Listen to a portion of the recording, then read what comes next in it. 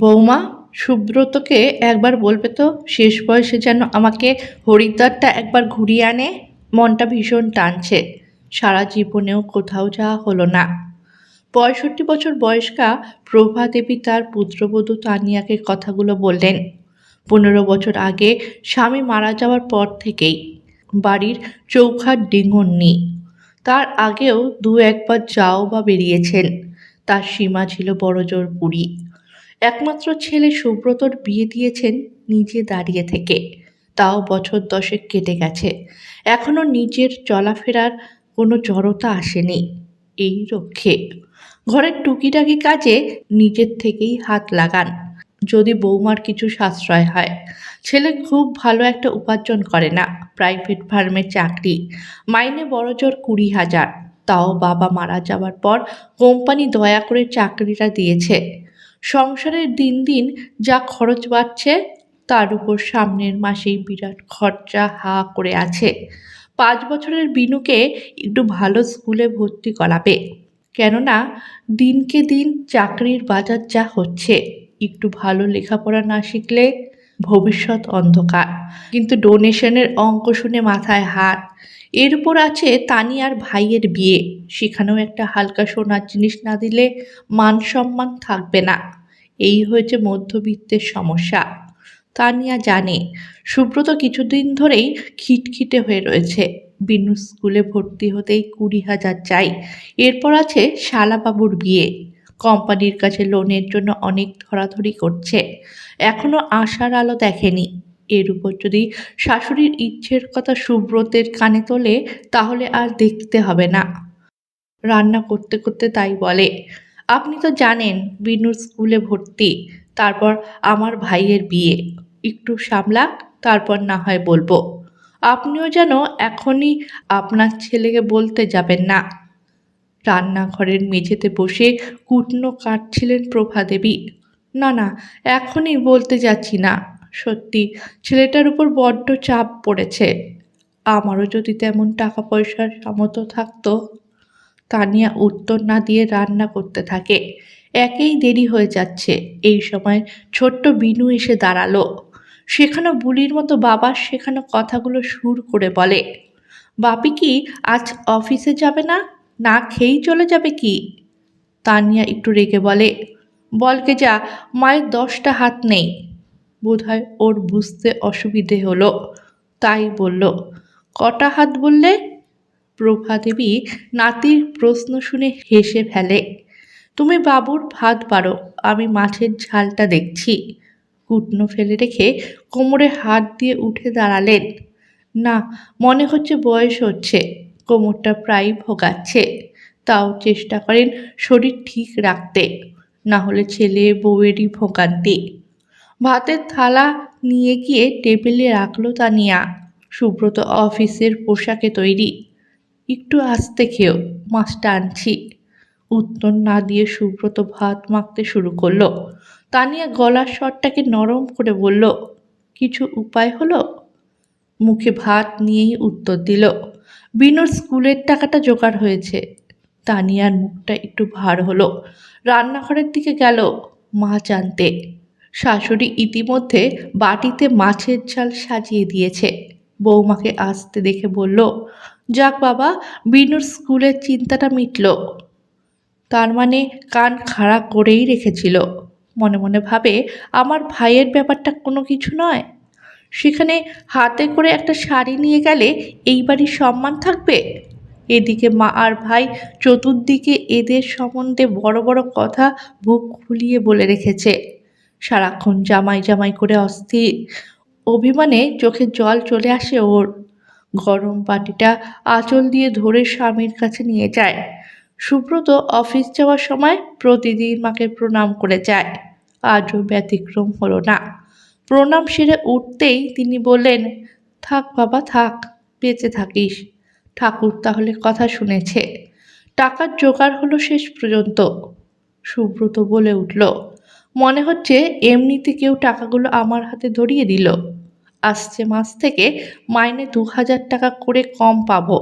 এর উপর আবার শালাবাবুর বিয়ে, একটু বুঝে শুনে সংসার চালিও। শেষের দিকের কথাগুলো একটু উঁচু স্বরে বলল, বোধহয় অন্য কাউকে শোনালো। তানিয়া মনে মনে জ্বলে উঠল। কি দরকার ছিল বেরোবার সময় ওইসব কথা তোলার? বয়স হলে কি সব কিছু লোপ পায়? আর চুপ করে থাকতে পারল না। সুব্রত বেরোতেই বলে উঠল, কি দরকার ছিল এইসব কথা ওঠাবার? দেখছেন তো দেনার দায়ে মাথা সবসময় গরম হয়ে আছে। বাচ্চা ছেলেটাকে পর্যন্ত একটু আদর করার কথা মনে নেই। বউ তো কোন ছাড়, সে তো পরের বাড়ির মেয়ে। প্রভাদেবী বুঝে পেল না কি ভুল কথা সে বলে ফেলল। জলখাবারের থালাটা গজগজ করতে করতে শাশুড়ির সামনে বসিয়ে দিল। ছেলেকে নিয়ে চলল পড়াতে। তুমি খাবে না?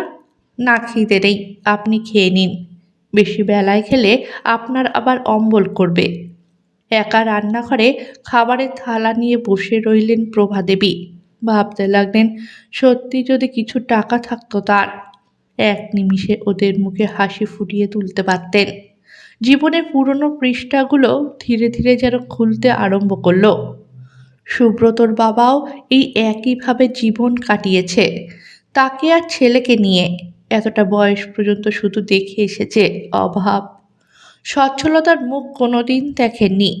তার ছেলে ও বৌমার জীবনেও একই ঘটনার পুনরাবৃত্তি ঘটে চলেছে। মনটা বিষাদে ভরে যেতে থাকলো। তারা না হয় পুরনো মানসিকতার লোক ছিল, তখন ধৈর্য, বিশ্বাস, ত্যাগ, ধর্ম অবলম্বন করে গত জন্মের কর্মফল মনে করে দিন কেটে যেত। কিন্তু এখনকার ছেলেমেয়েরা সেটা মানবে কেন? স্বাভাবিকভাবেই তাদের মনে রাগ, দুঃখ, অবসাদ আসবেই। এত ধর্ম, পুজো, ব্রত, উপোস রেখে কি লাভ পেয়েছে সে? কই ঠাকুর তো একটুও মুখ তুলে চায়নি। তবে সব কি আগের জন্মের কর্মফল? সুব্রত, তানিয়া, তাদেরও কি গত জন্মের কর্মফল? আদরের নাতি বিনু, তারও কি সেই? আর ভাবতে পারছেন না, চোখ দুটো জলে ভরে যাচ্ছে। অন্যমনস্কভাবে রুটিটা ছিললেন। দাঁতগুলো বেশিরভাগ গেছে। শুকনো রুটিটা মাড়ি দিয়ে পিষে চললেন।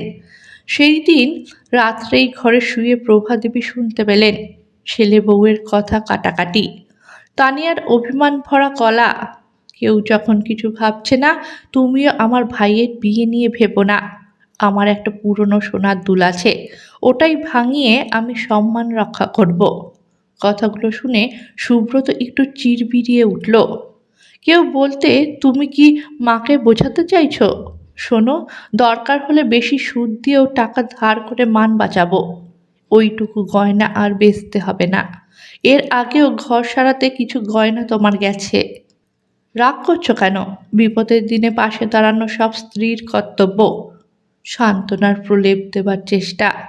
আবার কথার খেই ধরে তানিয়া। তোমার এই চিন্তার উপর আর চিন্তা বাড়াতে চাই না বলে তোমার মায়ের ইচ্ছের কথাটা বলছি না। সুব্রত কৌতূহলী হলো। মায়ের আবার কি ইচ্ছে? এখন আর শুনে কাজ নেই। মাকে বলে দিয়েছি এই সময় আপনার ছেলেকে বলতে পারবো না, পরে সময় সুযোগ করে বলবো। ও চুপ করে যায়। এই অর্ধেক কথা যে কোনো মানুষের মনে আরও বেশি করে জানার আগ্রহ বাড়িয়ে তোলে। এখানেও তাই হলো। প্রভাদেবী ঘরে শুয়ে আড়ষ্ট হয়ে রইলেন। শোনার পর ছেলে কি জানি কি বলবে বা করবে। শেষমেশ তানিয়া জানালো, কিন্তু সুব্রত কোনো উত্তর দিল না। দুজনেই ভেবেছিল অগ্নুৎপাত হবে। পাশ ফিরে চোখ বুঝল সুব্রত। মায়ের শেষ ইচ্ছাটা শুনে মনটা খারাপ লাগলো। এইটুকু ইচ্ছে যে কোনো মা তার সন্তানের কাছে রাখতেই পারে।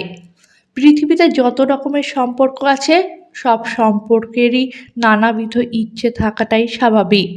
কিন্তু যাকে পালন করতে হয়, অনেক সময় তার ইচ্ছে থাকলেও পালনের ক্ষমতা থাকে না। এইভাবেই অনেক ইচ্ছে পূরণ হয় না। তার জন্যে জীবনে আফসোস থেকে যায় দুপক্ষেরই। কয়েকদিন বাদেই তানিয়ার মা আর ভাই এলো বিয়ের নিমন্ত্রণ করতে। তানিয়ারও বাবা নেই। প্রভাদেবী যথারীতি আপ্যায়ন করলেন। ওরা অনেক করে বলে গেল যাবার জন্যে। কিছুদিন আগেই যেন তানিয়াকে পাঠিয়ে দেওয়া হয়, এই অনুরোধও রাখলো। ওরা চলে যাবার পর সন্ধ্যের সময় ছেলের ঘরে এলেন প্রভাদেবী। তখন মা বাবা দুজনেই বিনুকে নতুন স্কুলের পড়া করাচ্ছে। মাকে দেখে দুজনেই বিছানা ছেড়ে নেমে এলো। সুব্রতর গলা, মা তুমি কি কিছু বলবে? না রে, তেমন কিছু নয়। মুঠোর মধ্যে ধরা সরু সুতোর মতো হাতটাকে দেখালেন। আমার এটাই শেষ সম্বল ছিল বাবা, এটা ভাঙিয়ে নতুন বউয়ের মুখ দেখার জন্যে একটা হালকা দুল গড়িয়ে দে। না মা, তা হয় না। ছেলে হয়ে তোমাকে কিছু দিতে পারিনি, আর তোমার গয়না বেচে নেমন্তন্ন রক্ষা করব? তুই মাথাটাকে আর দেনার মধ্যে গলাস নি, পরে সামলাতে পারবি না। আমার এই বয়সে সোনার হার নিয়ে কি হবে? তাছাড়া বৌমার কথাটা ভাব, ওর বাড়ির আত্মীয় স্বজন কি বলবে? সেটা তো ঘুরে আমাদেরই অপমান। আর না করিস না। জোর করে হাতটা তানিয়ার হাতে গুজে দেন। অনিচ্ছা সত্ত্বেও নিমরাজি হতে হলো। বিয়ে ভালোভাবেই চুকে গেল। তানিয়ার আত্মীয় স্বজন দুলটার প্রশংসা করল। সবাই বলল মেয়ে জামাইয়ের নজর আছে। এইভাবেই দিন কাটতে থাকলো। জীবনের চাকা গড়িয়ে চলল। সুব্রত মনে মনে ভাবে আর কটা মাস গেলেই পিএফ লোনটা নিয়ে মায়ের হরিদ্বার যাওয়ার ইচ্ছেটা পূরণ করে দিতে হবে। কিন্তু ঈশ্বর কখনো কখনো আমাদের প্রতিশ্রুতি পালন করার সুযোগ দেয় না।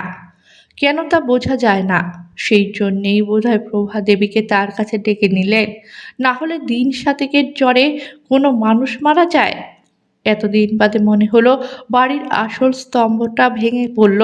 ওরা অনুভব করলো মাথার উপর একজন থাকা, কত নির্ভরতার, কত শান্তির। সুব্রত ওর মনের দুঃখ মনেই চেপে রাখল।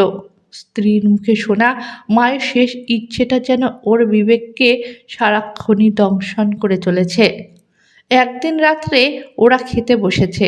বিনু হঠাৎ রান্নাঘরের দিকে তাকিয়ে বলে উঠল, মা, ঠাম্মা রান্নাঘরের দরজায় দাঁড়িয়ে আছে। ছোট্ট ছেলের মুখে কথাটা শুনে দুজনের বুকটা ভয়ে কেঁপে উঠল। তবে কি মায়ের আত্মা শান্তি লাভ করেনি?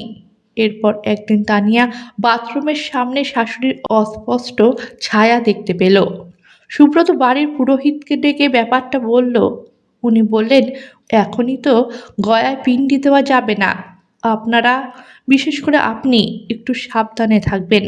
জানেন তো, গুরুপতন হলে কিছু ঝামেলা হয়। মা বাবা গুরুস্থানীয়। তারপর বেশ চুপচাপ হয়ে গেল।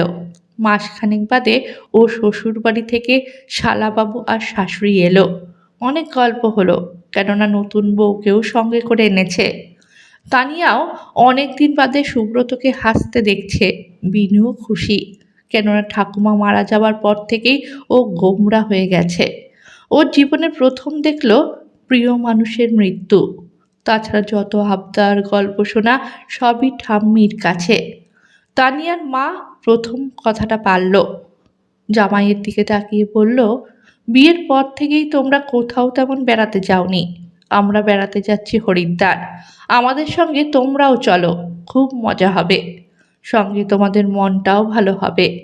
সুমিত আর তার স্ত্রীও জোর করতে লাগলো। সুব্রত একটু চিন্তায় পড়ে গেল। মায়ের ইচ্ছের কথাটা মনের ভেতর ভেসে উঠল, কিন্তু এদের এত ইচ্ছের কাছে কি বলবে? তাছাড়া তানিয়া, বিনু, ওদের ইচ্ছেটাও দমন করে দেবে। দোটানায় পড়ে গেল।